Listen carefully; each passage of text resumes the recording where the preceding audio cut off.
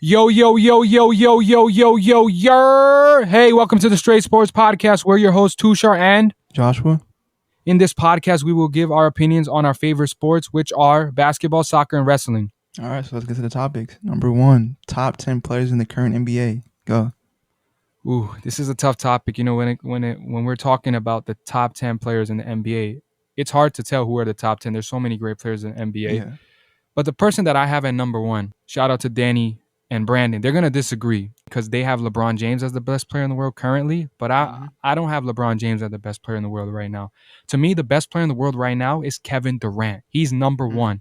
And the reason is he came off a catastrophic injury. He didn't play for 552 days. Yeah.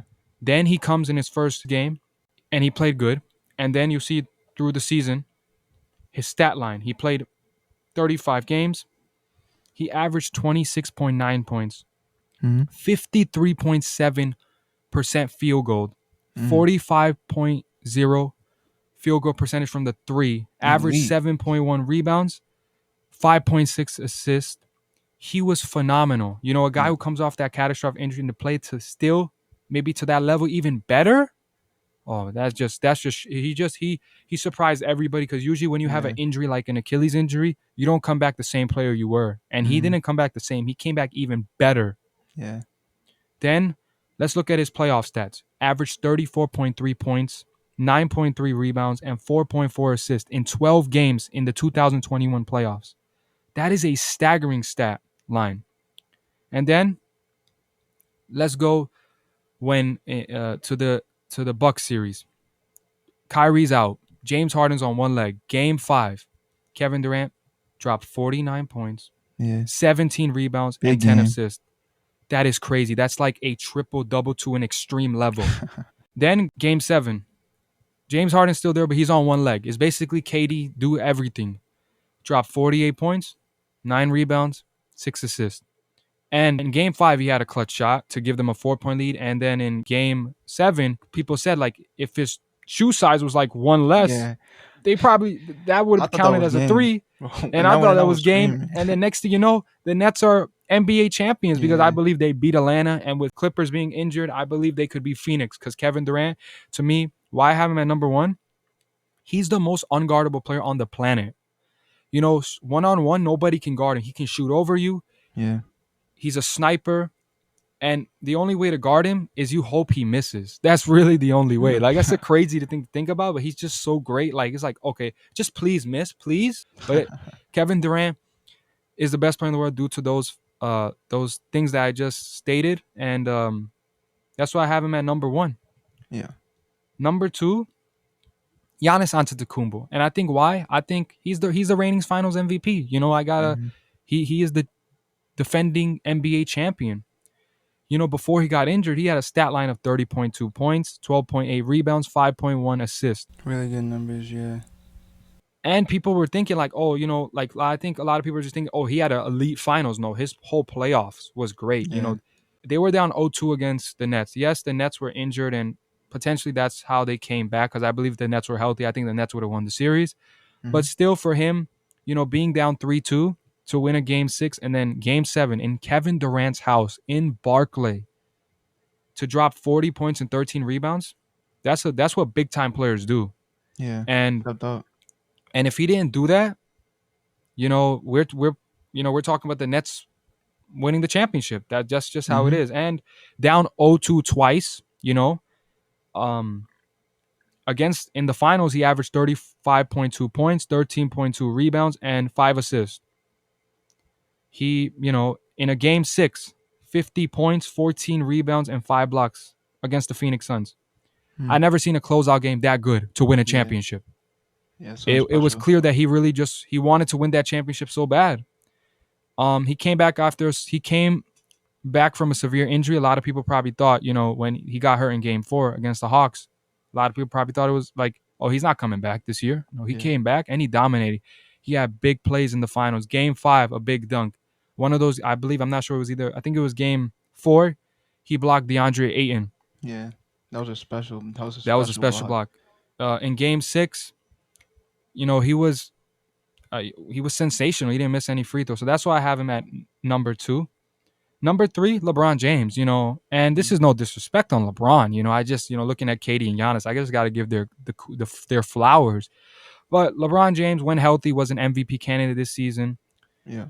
He was playing in his 18th season, still was playing at a high level before he got injured. He has the longest prime. Like, I don't think anybody has a longer prime than him. In his year 17 at the age of 35, Yeah. he won a championship. Mm. That's like, he's kind of doing what a lot of athletes say, when you get to this age, father time catch him. No, father time is not catching up to LeBron James. Even a reference like Tom Brady, right? He's winning championships above the age of 40. So these kind of athletes, they're superhuman. Yeah. And he was averaging 25 points, 7.7 rebounds, and 7.8 assists this season. But the only reason I have him at number 3 is due to the fact that he got hurt. If he wasn't hurt, I probably would have him at number 1. Yeah. Number 4, and I'm not biased, to let you know, Danny, because I know he's going to be listening to this and he's going to be like, you're being biased. But no, I'm not being biased. Kawhi Leonard is number 4 on my list. Let's not forget, before he got injured, he was averaging 32.1 points, 7.9 rebounds, 4.6 assists against the Dallas Mavericks, shooting a staggering 61.2%. Down 0-2, people said, I was hearing things online, it's time for them to pack up and move to Seattle. I was hearing something like that because they were down 0-2, but I believe that the Clippers could get it done because they had the squad to do it. Game 3, Kawhi dropped 36. They were also down, I think, 11-30. So you would probably think, it's Dallas is going to go up 3-0. This probably would be a sweep. Nope, they didn't give up. They showed resilience. They won Game 3. Game 4, Kawhi dropped 29. It was a blowout in Dallas. Game 5, Kawhi had a bad game. They lost by like a few points. Yeah. Game 6, down 3-2. If they lose, we're talking about the Clippers rebuilding. Drops 45, clutch shot after clutch shot, and they win Game 6. And he had 45 points in Game 6. That's like a LeBron James type of Game 6 where he dropped 45 against the Celtics. And then Game 7, he almost had a triple-double. They win the game, they advance. In his 11 games in the playoffs, he averaged 30.4 points, 7.7 rebounds, and 4.4 assists in 11 games in the 2021 NBA playoffs. That is a staggering stat line. Before he got hurt, he was a top 5 player in the world. And if he's healthy, I think we can agree that he's a top 5 player in the world. Yeah. Number 5, I'm going with Steph Curry. I mean, he finished second in MVP voting. He won the scoring title. He averaged 32 points, 5.5 rebounds, and 5.8 assists this season. They were guarding him like 1-on-4. Like the whole game we're watching. And I'm like, Curry's guarding like 1-on-4. And he's still able to score. Yeah, he didn't make the playoffs, but if he had Clay, we're talking about Golden State making some real noise in the playoffs. Yeah, they are a title contending team if Clay's healthy. I mean, the West is tough. You can't just be one MVP caliber player. You need help. And, Draymond was good, but he didn't really have a guy like, okay, he can drop 30 every night. Clay was that kind of guy. He dropped 60, barely dribbling. But that's why I have him at number 5. Number 6, I got to go with the MVP this season, the Joker, Nikola Jokic. And, he was special, this season. He deserved the MVP award. Without Jamal Murray in the postseason, he averaged 33 points, 10.5 rebounds, and 4.5 assists in 6 games against the Trailblazers in the first round of the playoffs. That's impressive because I thought the Trailblazers were going to win. I know you said that Denver was going to win, but still, for Portland to be relatively healthy, they still have CJ, they have Dame, they have Melo, they have Nurkic, they had everybody, And for Denver to pull this off with missing Jamal Murray, their second best player, and win in 6 games, that's impressive. That speaks to, the whole Denver team. Everybody stepped up, but that speaks to Joker, his greatness. And that's why I have him at number 6, because I was shocked that he won the first one. I know they were the 3rd seed, but they were injured. Like Jamal Murray is a big part of that team. Yeah. And that's why I have him at number 6. Number 7, I got to go with Joel Embiid. I think, yes, he's injury prone. He has that. But he finished top 3 in MVP. He probably would have won the MVP award had he not got hurt. Yeah. He averaged 28.5 points and 10.6 rebounds. I mean, he was, I give him all the flowers in the world. I know the Sixers got out early. I'm not going to, I'm not trying to sound rude, but I was happy because I have a friend. He's a Ben Simmons fan. His name is Brandon. And he was out here saying that Ben Simmons is better than Jason Tatum. And at least he knows now that Ben Simmons is he's overrated. Do you agree on that? Yes. And I think he's been overrated for a long time, but that's I agree too. He's been overrated for a long time. So I'm happy that Philly lost. I love Philly fans. But I'm not a fan of Ben Simmons because of my friend. and they got out in the second round because a guy passed the ball when he had a dunk. Like, Open dunk, that's by the crazy. way. Open. Over Trae Young. Over Trae Young. Who's probably a foot taller than. Yeah, that is true. But, jokes aside, I have a lot of respect for Philly. I Yeah. like clowning my friend. But Joel Embiid, that's the reason he was still phenomenal. He was playing injured in the playoffs, and he was still dominating, right? So Joel Embiid he has to be number 7. Number 8, I got to go with the guy who made me scratch my head while watching Clippers games in the first round, Luka Doncic. He was scaring me because I was like, the Clippers might be moving to Seattle. Had the Clippers down 0-2, averaged 35.7 points, 10.3 assists, and 7.9 rebounds in 7 games in the 2021 NBA playoffs. He made the Clippers look like frauds on the defense end. People were talking about, wait, are the Clippers just a name or can they actually guard, right? Because Kawhi was on him, Luka got his way. Paul George was on him, Luka got his way. Marcus Morris on him, Luka got his way.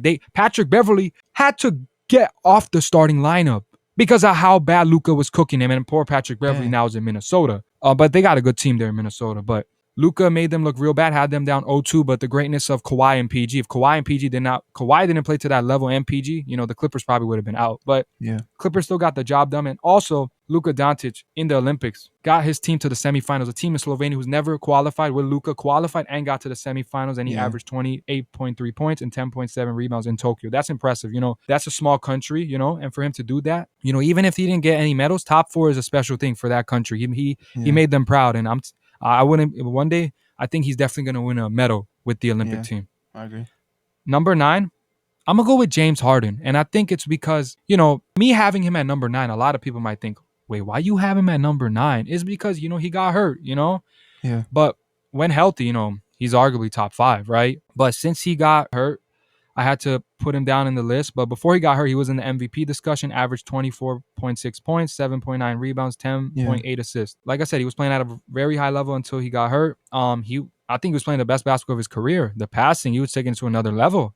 He looked like one of the best. I think, if not, he was the best passer in the league last year. Yeah. He's still, next year, Brooklyn's going to be real scary. I mean, for a lot of people, they're the favorites to win the championship. And James Harden is the point guard. He looks like the point guard of that team, and it makes sense. So I have him at number 9. Number 10, I'm going to go with Dame Lillard. And I think it's because, he's first in the league in clutch points with 4.7.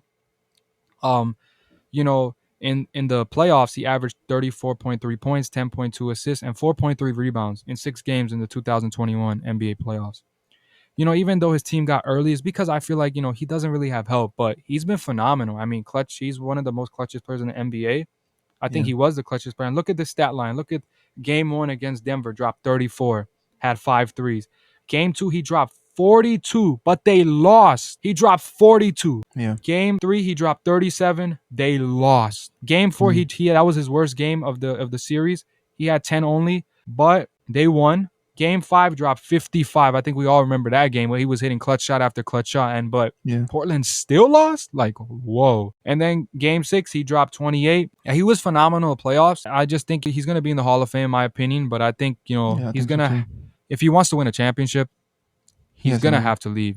Portland fans might not like what I'm saying right now, but I want to see Dame in a chance to compete for a championship. And I don't think, with the acquisitions they made, I definitely don't think they're in any contention of competing for a championship. Yeah. So those are my top 10. So what are your top 10? I mean, there are some similarities between our lists. 1, I agree, is Kevin Durant, easily the best scorer in the league, and has been one of the best scorers for the past 5 or 6 years, maybe longer. I feel like he's unguardable, can't be stopped. Even the best defender in the league, which I think is Kawhi, cannot stick him. He can't guard him. That goes to show that he's just a special player. 2, I don't think Giannis is 2. I have to give it to LeBron. I mean, LeBron has been, like you said, he hasn't left his prime yet. He's been in his prime for his whole career. I feel like he's getting better with age almost. And I just think that he's a talent, and I feel like he's one of the best in the league at almost everything: scoring, passing. Arguably, you could say defending. He's a clutch defender. Yeah, and I'm not mad at that list. LeBron at 2 is I have no problem. I just want to give Giannis his respects, and KD. We both agree that KD's the best player in the world. But continue. Yeah, I have Giannis at 3.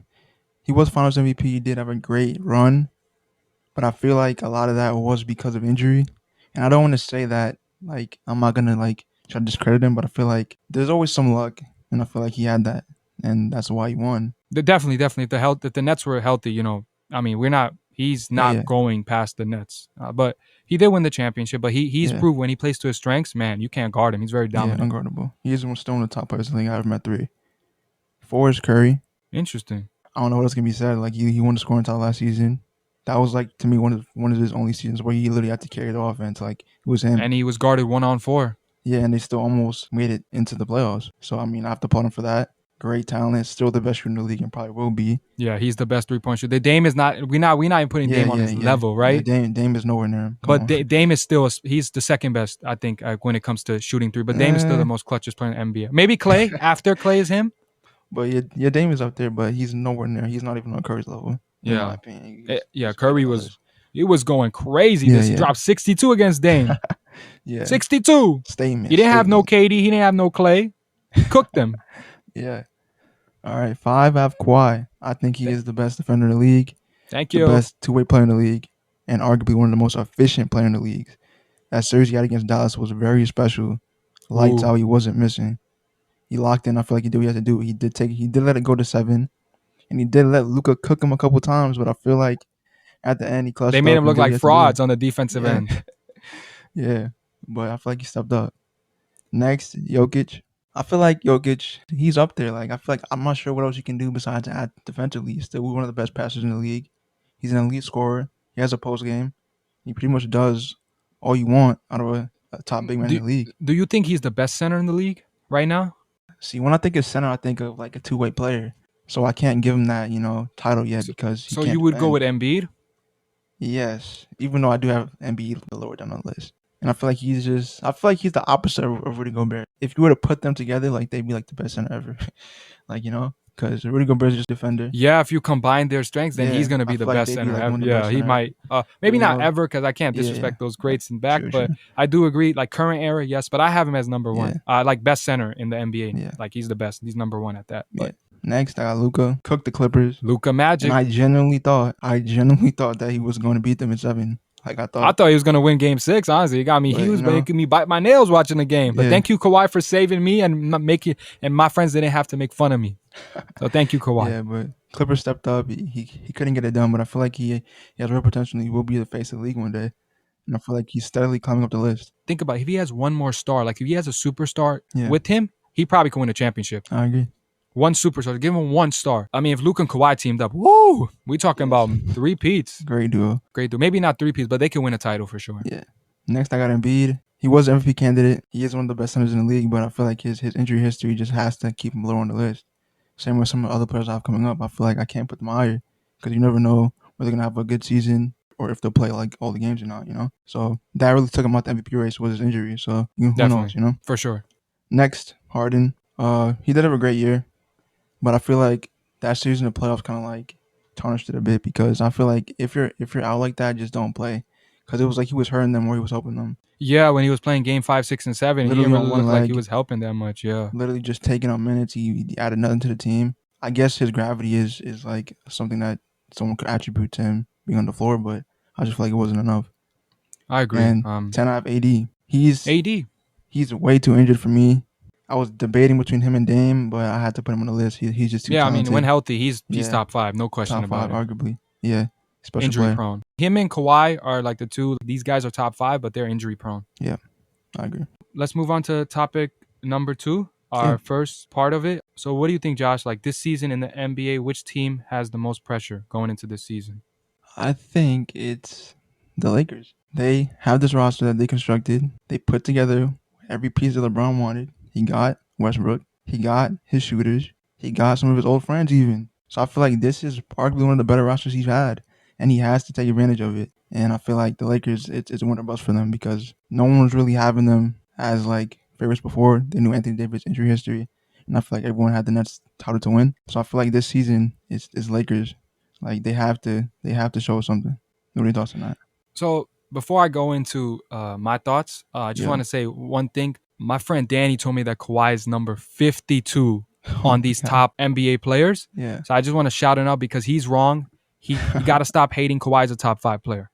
But this season, to me, I agree with the Lakers one, but I'm going to go with the Portland Trailblazers. And to me, the reason is because, I mean, think about the acquisition they made this offseason. They signed Tony Snell. Ben McLemore, Cody Zeller. These are not acquisitions that are going to make you compete for a championship. Dame wants to compete for a championship, but he also wants to stay loyal.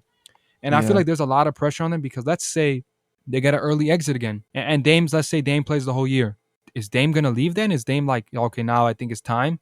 Because I think, let's say if they made it far, then Dame would, change his mind on that. But since, I don't personally believe they're going to make it far because, I mean, with the acquisitions they made, and this also could be a small market versus big market thing because if Dame was in LA, I mean, everybody's coming there, right? But, that's why I feel like this team's under the most pressure. I believe they're gonna get out in the first round. They're gonna make the playoffs, but there's a lot of pressure on Portland because they got to keep Dame happy, and the way to keep Dame happy is to be winning. And this West is tough, but the acquisitions they made, nobody has them as winning the championship. I feel for Dame. I really want him to win a title, but I believe he's gonna have to leave Portland for that. So Portland's under the most pressure because it's to keep Dame happy. Yeah. So the next part, which player do you think has the most pressure going into the season? I think it's Westbrook. He's been on a couple teams in the last few years. He failed on the Thunder with Paul George. He failed with Harden. He failed with Bradley Beal. So I feel like he has to show that he can sacrifice his numbers, sacrifice his stats, and be that team player that we all want him to be and get that ring that we all want him to have. Like this is his last chance with this team, and he has to make use of his opportunity because there's not many coming for him. So I feel like he has to have a big season, a special season. Yeah, I'm going to have to agree on that. I think for me also the player with the most pressure is Russell Westbrook. I'm saying this because, I think the slander that Russ faces is not fair. I think about when he was with Paul George. Paul George was third in the MVP voting. Yeah. With him. A lot of people forget. Russ, people say, oh, you can't play with Russ. That's the notion. It's like, oh, you can't win with Russ. Paul George is top 3 and he had one of his best seasons of his career. With KD had one of his best seasons of his career when it came to scoring. Bradley Beal had his best scoring. He scored the most points in his career playing with Russ. Russ does make players around him better, but yes, he's been hopping around a lot of different teams. So I think he has the pressure because now it's time for him to show, I can win. I just need the right pieces. I mean, he got LeBron, he got AD. If these 3 are healthy, even though they're more like an older team, to me, that's no problem. I mean, they got shooters that can light it up from the 3. They got, some young guys, Taylor Horton Tucker's back. They got Malik Monk, Kendrick Nunn. So I like the dynamic of this team, but Russ definitely has the most pressure because if, let's say, the Lakers have an early exit, I mean, this is all going to be put on Russ. But I believe the Lakers are going to the finals, assuming the Clippers are not healthy because, I want the Clippers to be in the finals. But I'm going to go with Russ because I think this is his time to prove. But if Russ is able to get it done, I don't want to hear the slander, against him because he gets too much criticism. It's not fair. He's a great player. He's in a really great position. He finally got, I think, one of the best positions of his career now to win a championship, and he's going to be home. He's going to be excited, and I'm happy for him to prove those doubters wrong. So which coach has the most pressure going into the season? I think it's Chauncey Billups. He inherited a pretty bad situation in Portland. I feel like there's not much he can do to help that team win more, and I feel like that's true. He's going to be on the hot seat because everyone's looking at him now. So I feel like he has to pull something out the hat, make a miracle happen for this team to go further in the playoffs because I just can't see it happening. And keep Dame happy. That's what the franchise wants. It's tough. I agree with you, but I'm going to have to go with Doc Rivers. And I'm going to say the reason why I'm choosing Doc Rivers, I think it's because let's think about when he was a coach with the Celtics, he won a championship, right? Then he left the Celtics due to, I think they were rebuilding, right? I don't think he wanted to do that. He joined the Clippers. The Clippers wanted to continue to elevate and start winning. And he was great. He had great regular seasons with them. But when it came to the playoffs, and this is not completely his fault, but he was part of the 3-1 in the second round. Couldn't get it done. Yeah. Up 3-1 with Kawhi and PG. They couldn't get it done. He had a game, I think it was 2-2, OKC Clippers. Game 5, they were up 8 with some seconds left. They lost the game. So he never got out the second round. Then he goes to Philly.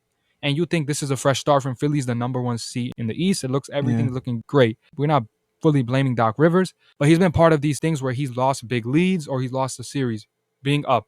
So up 2-1 against the Hawks. Game 4, up 18, couldn't get the job done. Game 5, up 26, 26, and they lost. Game 6, they were able to win. Game 7 in Philly, couldn't get the job done. So, like I said, I'm not blaming him, but usually coaches get the blame. So he's on the hot seat because I think if they don't make it far next year, we could be talking about Doc Rivers not being the coach of Philly anymore.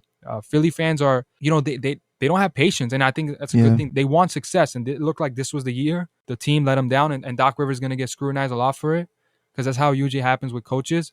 So he's on the hot seat in my opinion. This is a I very agree. important season for him, and if he doesn't, if they don't go far, I do believe he's gone. I hope he doesn't because he's a great coach, but he has like a bad rep on him when it comes to these like winning a series or when leading, and he hasn't got out the second round since he's left Boston. He's not got to a conference finals. He got to get to one. Next topic: what team you think is a sleeper team, but they can make noise in the playoffs? Like you got to watch out for them. I think it's the Knicks. They made some great signings. Kemba, Evan Fournier. I feel like they're heading in the right direction. Like they finally got Randall some help alongside D Rose. I feel like they're building a good culture, and I feel like they can really surprise some teams. I feel like what happened last season with Randall choking the playoffs will not happen again this year. I feel like they built it well. So I'm gonna agree with you. I'm gonna say two teams. One is the Yeah, Knicks, right? And it's because I think the Kemba Walker signing is very underrated, right? Let's not forget in 2020, the bubble season, Kemba Walker was an all-star starter. yeah, he was. This was, I think, before the bubble happened because the bubble was just 8 games in the playoffs, but he was a starter. That means there's 10 guys on the court. He's one of them. He's a big time player. Yeah, And what the Knicks had last year, and we saw in the playoffs, was Julius Randle be big time or Derrick Rose bail us out. That was it. yeah. They were Sadly, built on defense. They had great players, but they were built on deep. When it came to offense, you saw their struggles. Randle was struggling, and Derrick Rose had to keep saving them, and they lost 4-1. And now adding Kemba, I think is going to bring some offensive, like, it's going to help them offensively. He can get his own shot. It's going to spread the floor for Julius Randle. It's going to make things easier for Derrick Rose. Also adding Evan Fournier, a guy who can shoot the three ball. We saw what he did in the Olympics against USA. They were able to yeah, beat a team like that. But he can shoot the three. He can drive it to the basket. He's going to be a guy who can give you more offense. That's what the Knicks are lacking. Defensively, they're solid. Tibbs is their coach. He built that identity. But offensively is where they struggled a little bit. And now adding Kemba and Evan Fournier is going to elevate them offensively. So I'm really excited. I think this team is, people are sleeping on these acquisitions. I love these acquisitions. I think the Knicks are going to be a shocker team, though. Just watch out for them. But I'm also going to say another team.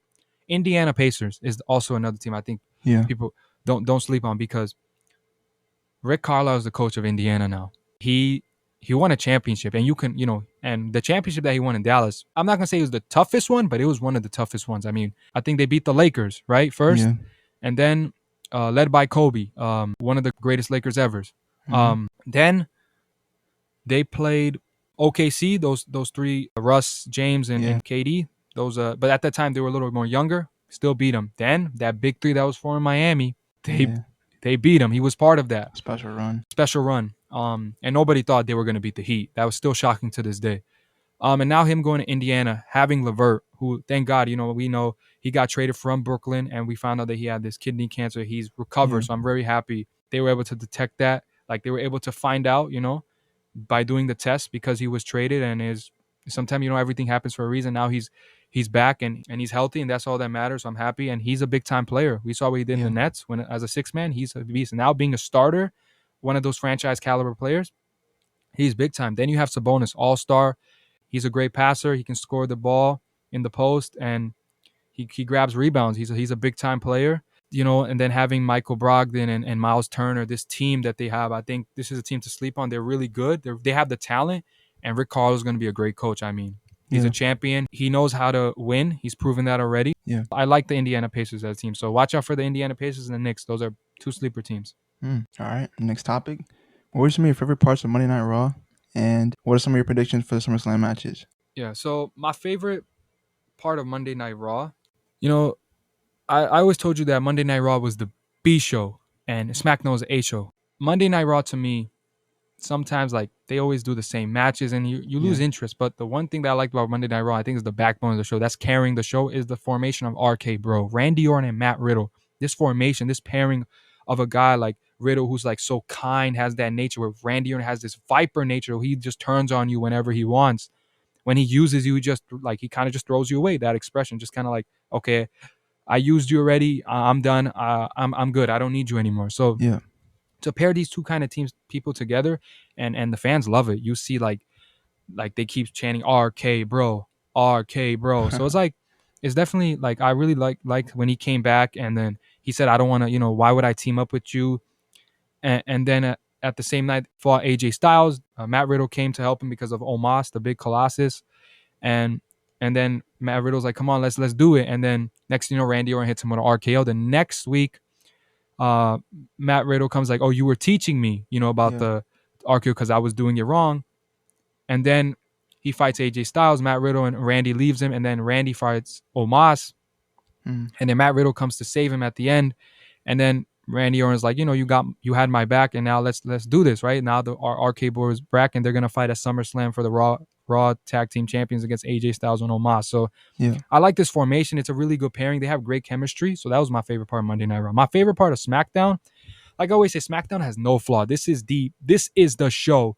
Since Roman Reigns came with this heel persona, man, you don't want to miss SmackDown, and especially John Cena back now. I mean, you can't miss it. Like I don't want to miss it. I love SmackDown.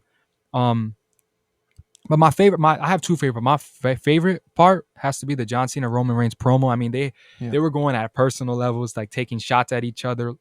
Roman Reigns even made a shot about John Cena's ex-girlfriend, which is crazy.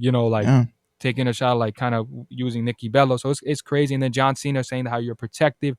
And one of the superstars, whose name is John Moxley in AEW, whose name was Dean Ambrose in the WWE, he says that you ran him out of WWE, which is just a great promo back and forth, and it just built it up even better. It's like the match is already great because of the two big names, but the promo skills, they're both so great, and I'm excited for that. And then also the SmackDowns with Sasha Banks and Bianca Belair, their contract signing. I think it was my second favorite. They were both great, but John Cena Roman Reigns was fire. Like it was just really good. But Bianca Belair and Sasha Banks, the reason I liked it as well is because they had a contract signing, and they were showing like kind of throwing shades back and forth. Yeah. And then you see Zelina Vega and Carmelo come out, and then it kind of makes it seem like this could be a faction. Maybe if Sasha Banks wins the SmackDown Women's Championship and Zelina and Carmelo win the tag team champions, they can have this little faction. And Sasha Banks as a heel is just so great. She's great babyface, but she's just a natural born heel.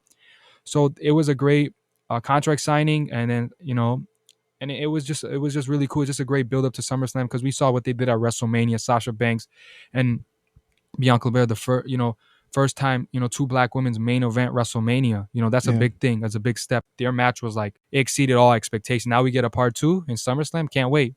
And now my predictions, for SummerSlam. Let's go through each match. So the first match, this is the main event match. Roman Reigns versus John Cena.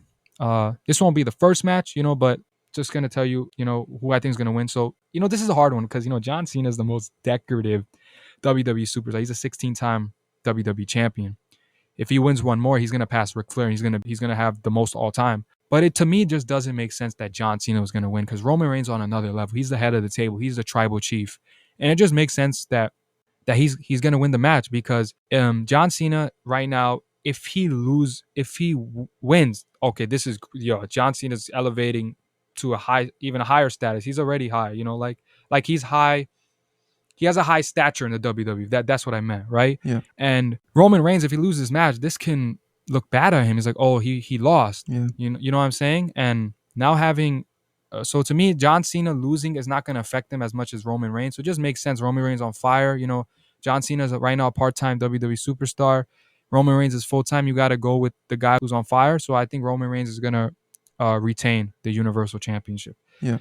The next match, Bobby Lashley versus Goldberg. This is, if Goldberg wins, it's going to be another like Bray Wyatt versus Goldberg, where Goldberg won, and that was so bad because Bray Wyatt now, who's not, he got released from the company. He was on, his character was on fire. Letting Goldberg win kind of ruined it. This is the same thing. So Bobby Lashley has to win. He's been on fire. There's no way he's a part-timer Goldberg. He's great, but he shouldn't, he shouldn't hold the title. Bobby Lashley needs to retain it because he's on a dominant run. It just makes the most sense. So I'm going with Bobby Lashley. The third match, Nikki ASH versus Rhea Ripley versus Charlotte Flair. This is tough, but I'm going to go with the queen. As she says, woo! The reason I'm picking Charlotte Flair, I know Nikki ASH won, and a lot of people were not expecting that because, she's not really been to those like high WWE superstars, like to that high level. That's what I meant. So, she won the, Money in the Bank. Nobody saw that coming. Then she cashed it in on Charlotte Flair, and she won the title, the Raw Women's Championship. But it just makes sense to put it back on Charlotte Flair. She's the queen, and maybe Becky Lynch can return. We can see a Becky Lynch versus Charlotte Flair matchup. It would be really, really cool. So I'm going to go with Charlotte Flair. The SmackDown Women's Championship. Ooh, part 2. So excited. Bianca Belair versus Sasha Banks. This is tough. I think go 50-50. Like, I could see Bianca Belair winning because the WWE is trying to build it as the biggest babyface on SmackDown for the women's division. And Sasha Banks is the heel, so if they want her to continue to elevate, she can win. But at the same time, Sasha Banks, her character, what she's doing, her heel persona, it makes sense to give it to her. But if I'm gonna pick one, I don't know who's gonna win. But I'm gonna give it to Sasha Banks. I think she's the boss, she's the standard, she's the legit boss, she's the blueprint, and her heel persona is great. And I think having her maybe bringing Carmella and Zelina Vega and building this 3 together as a faction will be so cool. And I just think it's time to give her the title. I think Bianca Belair had a great run, and I think she's definitely always going to be a top star in the company. But you got to give it to Sasha Banks. I mean, she is the best. And Bianca Belair is great too, but I just think Sasha Banks is the best when it comes to the women right now. The Raw Tag Team Champions, AJ Styles and Omos versus Randy Orton and Riddle. I'm going to have to go with RK Bro. Randy Orton and Matt Riddle just makes sense. The fans are behind it. To make the fans happy, you got to let this is going to be a good match. AJ Styles is one of the, best WWE superstars, He came in, a lot of people have been big fan of him. Omos, man, he's a really tall guy and he's hard to defeat. And Randy Orton and Matt Riddle having this pair winning the Raw Tag Team Champion would be great, and it will in Las Vegas they will be super excited, if that happens. So I'm going with RK Bro. The SmackDown Tag Team Champion, the Usos versus Rey and Dominic Mysterio. I'm gonna have to go with the Usos. I think it's a no-brainer. Being part of Roman Reigns, the bloodline, they have to all hold gold, and it just makes sense that the Usos retain so the bloodline can be strong, and they will, continue to dominate SmackDown. So I'm gonna go with the Usos. Yeah. Sheamus versus Damian Priest. I think Damian Priest, he could win, because he is, he could be a new face and you could build him up. But I'm gonna go with Sheamus. I think he's doing a great job as a heel, and he's a really great heel. So I'm gonna just go with Sheamus. I just think he deserves to still have the United States Championship. He's been doing a great job, and he just deserves this. I'm gonna go with Sheamus. Edge versus Seth Rollins. Ooh, this is a dream matchup. Their promo that they built has been great. And I'm so excited for this match. But I'm gonna go with Edge. I think his story, he had to retire in 2011, had neck fusion surgery, came back. A lot of doctors said that he might not ever come back. He had to retire due to that. And he came back in the 2020 Royal Rumble. Everybody was shocked. Then he had this match at Backlash versus Randy Orton, and Edge was called the greatest wrestling match ever.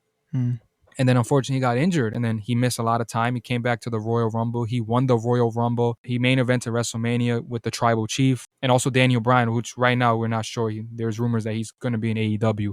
But those 3 main evented, and the head of the table won, Roman Reigns. But now this is his first SummerSlam match, I think, since he's retired. He's not, it's been a really long time. It just makes sense for him to win this kind of big stage match because his story. So I'm going with Edge.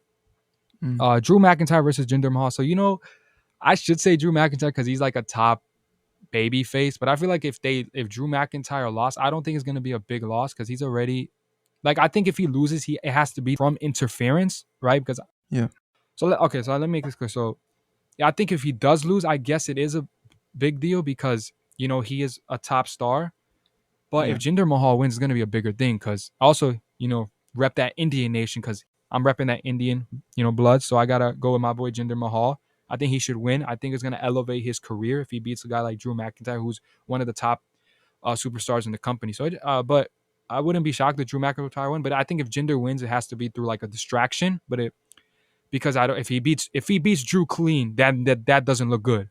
He's a heel. Drew's a babyface. So I think Jinder Mahal has to win. As through interference. So I'm gonna go with Jinder Mahal is gonna win, but it's gonna be possibly some interference comes. Alexa Bliss versus Eva Marie. Like Alexa Bliss is doing a great job, with this kind of gothic character that she has. But this storyline has not been built great. I'm not a fan of this. Is kind of with the doll and then Eva Marie slaps Doudrop. Like the storyline was not built good at all. Like, and it's not their fault. These are incredible wrestlers. But this is more of the creative team. They haven't been doing, I don't think they've done a good job building the storyline. But I'm gonna go with Alexa Bliss. She hasn't really lost in a long time. It just makes sense that she continues to win. Yeah. The match I'm most looking forward to SummerSlam. There's 2. One is Sasha Banks and Bianca Belair. I think it's because of what they did in WrestleMania, main eventing WrestleMania, and their match exceeded all expectation. Now we get a part 2. Everybody's excited for that match. It's gonna be a big money making match. Then My favorite one, the main event, John Cena versus Roman Reigns. Why? I mean, they're just. Listen to the names. John Cena, the most decorated WWE superstars Yeah, possibly of all times. If he wins the match, he's gonna break the record and get 17 championships. If Roman Reigns win, he beats one of the top stars in the industry. This match is a match made in heaven. We wanted this, we got it. And I'm excited for the main event. Um, so those are my two favorite matches uh for this SummerSlam. Can't wait, this Saturday I can't wait for it. yeah, So let's move on to topic number 4. The Premier League started on August 13. Both Manchester City and Chelsea are the favorites to win the league. Can Chelsea take the title from the defending champs? So, Joshua, what's your thoughts on the top 4 and bottom 3 prediction? yeah. But just to answer the first part, I do not think Chelsea can take the title. I feel like they have a good roster, but I just can't see them topping Man City. Like Man City's team is too good. They had a good run last year. They did win the Champions League, but I just can't see them doing it again or even contending this year. My top 4 prediction, I have to say, in order right now, it'd be Man City, second Man United, third Chelsea, and fourth I give it to Liverpool. I feel like Liverpool has had a tough season last year, and I feel like they got some players back from injury, so I feel like they can put a decent run up and contend this year. Now relegation, I have to say Norwich, Newcastle, and Watford. Those are teams that have been up and down for the past couple of years, and I just don't think that they have enough to stay in the league. Newcastle has been kind of like flirting with relegation for the last 2 seasons. I feel like this is their time to go down. I just can't see them staying up this year. So yeah, Hmm. So what are the surprise teams? I feel like Leicester, West Ham, maybe even Brentford. Like those are teams that I feel like have put up like a fight in the last couple of seasons. And they can Specifically, surprise people, right? yeah, specifically West Ham and Leicester. They were both right there for top 4 until the end of the season. So I feel like they can really do something. Brentford has just been newly promoted. They beat my team last week, and kind of embarrassing loss, but I feel like they're showing that they belong here, and that they'll maybe surprise some people and stay up this year, which I think they will. So yeah, Totally, totally, for sure. Teams with the most pressure. I feel like it's Man United and somewhat Chelsea. Man United, they made some big signings. They signed Varane from Real Madrid. They signed Sancho, two top players, and I feel like their roster, the way it's constructed, is set to contend for a title. So I feel like if they don't win this year, or if they don't even contend this year, fans will look at it as a failure because they expect the best and they want the best. And the signings, they got to contend this year. And Chelsea, they did just win the Champions League, so I feel like people are expecting them to do really well this year. And I feel like they can contend. I don't think they'll win it, but I feel like they'll put up a good fight. Okay, so let's go on to the next one. Player with the most pressure. It has to be Jack Grealish. Like he left his club Aston Villa for 100 million, and he wanted to play for Man City, which is arguably one of the best teams in the world. And I feel like he has to like put his foot down, and make his presence felt. Because I feel like people are looking at him like they don't think that he'll get into the team. They don't think that he can be a consistent figure in the side, and I don't think he can either. I feel like he had it all at Aston Villa. He just wanted to win trophies. But the question is, will he get playtime? So I mean, I feel like he has to prove to the world that he belongs there and he's ready to play on that level. The manager with the most pressure. I feel like it's Mikel Arteta of Hmm. Arsenal. Uh, he had a tough last 2 years, finished eighth consecutively, and I feel like fans, me included, I feel like the team is on a downward slope. We lost the opening game to a newly promoted side, and we're playing Chelsea and Man City coming up, and I don't feel like we can win those games. So that would be 0 points in 3 games, and Hmm. that's not good. I feel like he has to step it up. He made some signings, but I just don't think like his job is safe. I feel like he's gone. So you think if this team doesn't, at least reach their expectations, that he could be out on the hot seat? Yeah, I feel like by December, maybe January, like if he's not in the top 6 or up there in that area, he's gone because he's had 2 years, he's had time, and it just hasn't been working. I'm surprised That, he didn't even stay in the job for this long. To be honest with you. that's true. A lot of coaches and managers, unfortunately, they get the blame, right, Yeah, for this kind of thing. Same thing I was saying with Doc Rivers. I think he's potentially on the hot seat, but definitely an interesting take. But it does, it's unfortunate that these coaches and managers are usually on the hot seat, but that's just how it is with sports. yeah. Thoughts on transfers? It's been an interesting window. Arsenal spent the most, 129 million. Some signings that are a bit controversial, but I feel like in the end they'll make the presence felt and they'll settle into the side. Man United signed Varane and Sancho, as I said before. Like I feel like those are two big players. They'll make a big impact right away. So I feel like those are the two biggest teams that have done the most in transfer window, and I feel like they'll get something done. Also, Messi on a free to PSG. We talked about that in a previous episode, and I'm still like shocked it even happened. But I guess it's just a sign of the times. No one stays at a club forever. So I guess players move on. So I guess the fans have to as well. All right, for the next topic, Kawhi Leonard was cursed at by a young fan at a summer league game, and the father who was there recording encourages it. So, what's your reaction to the video, and what are your thoughts on some other bad fan interactions, and what do you think the NBA can do to lessen these problems? So when I saw the video, I was actually surprised to see it. A father encouraging his son, to say "f you," to Yeah, Kawhi. And I think he is they are Spurs fans, right? So there's that saltiness for Kawhi Leonard leaving them the way he did. It wasn't Kawhi. He left and didn't look like the best way. He was yeah, pretty quiet when he left. But at the end of the day, I kind of heard like Stephen A. Smith say this. Can you blame him yeah, it's true. for going to La La Land, like Yeah, he wants Los to go home. Angeles? That's his home. But at the end of the day, he won the MVP. He was a champion with Mm-hmm. San Antonio. San Antonio, they'll be fine. They won 5 championships. Let the Clippers get a title. But I was shocked. You shouldn't encourage this kind of behavior. I understand Spurs fans are still upset, but this is, I think, to another level. To encourage Yeah, this, too far. to say you can boo. When a guy comes, right, like, oh, Kyrie came back to Cleveland, he got booed. Yeah, Okay, that's expected. But to curse at somebody, would you like it if somebody said that to you? mm. Probably not. But Kawhi is that kind of guy. Probably didn't even mind Kawhi. Yeah, He's such a quiet guy. But you don't really hear these kind of things with Kawhi, like, oh, yeah, this kind of thing happened. But it's unfortunate. Like, a father should encourage this behavior from his son, and post, like, I think he posted on social, like, oh, my son's a savage. You yeah, shouldn't be saying that. You should encourage him not to do this. Everybody wants to be treated with respect. There's some things that cross the line, and this crossed the line. At the end of the day, unfortunately, Spurs. I know you're a Spurs fan. yeah, Unfortunately, they don't look like they're getting to the playoffs next year. yeah, The Clippers look like the Clippers. Kawhi is hurt, but the Clippers yeah, look like still have chances to be title contenders as long as Kawhi is healthy. But mm. it's unfortunate. Hopefully, these kind of things don't happen again. But you just can't encourage this kind of behavior. Yeah, And we saw a lot of other bad interactions. I mean, we saw throughout the playoffs. A fan spits on Trae Young, yeah, and like that's disgusting. too A much. 76ers fan, you know, throws popcorn at Russell Westbrook. Um, 3 Jazz fans banned for racial insults directly towards Ja Morant's family. I mean, that's Yeah, passing the line. There's no room, for racism yeah, in the world, and for them to do that to Ja Morant's family is so upsetting. Um, um, and then a fan runs on the court in Game 6, Sixers and Wizards. Looking at all these kind of things, it's been happening, and I think about it. Like, think about this as a fan. If you're spitting on Trae Young, what if Trae Young did that to you? Would you like yeah. it? You know what I'm saying? Like, NBA players don't get no protection, when it comes to I this. Like, agree. I saw Russ, when that popcorn was thrown on him, he was ready to, like, yo, like, who did that? Yeah, He was gonna about he to was go gonna up, and fight.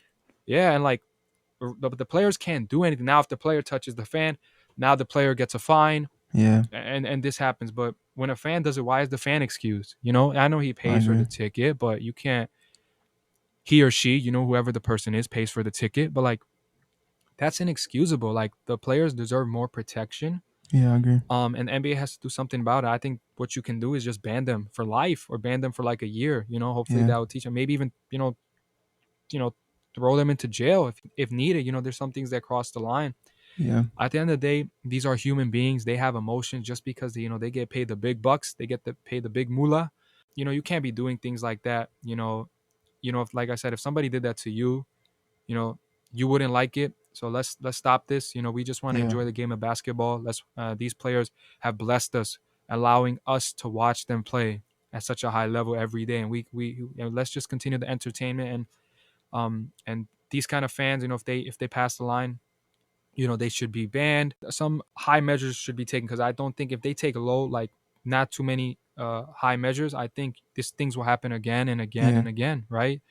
So it's unfortunate, but hopefully the NBA can do something about this, man. The players deserve more protection. yeah. I agree. Like I feel like it's been getting too far, and I feel like we're like one step away from something really bad happening, like a player retaliating.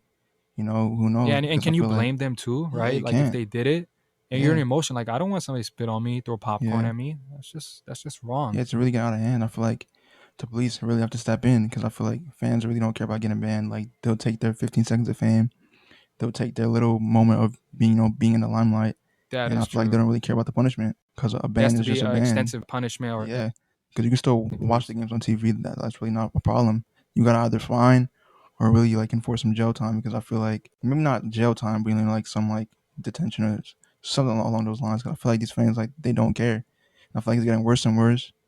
And the banning has been in like the system for years, and I feel like fans they don't care. So something has to like be done because I feel like they can't like put like like a wall blocking the fans from the courts and like that. Like that would be too much. But what can they do? I feel like there's nothing that they can really do. They can just level up the police force and just hope that fans like just have some sense and just be respectful. Totally. So, this concludes the second episode of the Straight Sports Podcast. Yep. Thank you for tuning in. Thank you. We will continue to have more episodes. Thank you for the support, and let's go Clippers. Kawhi tape. All right, later. Peace.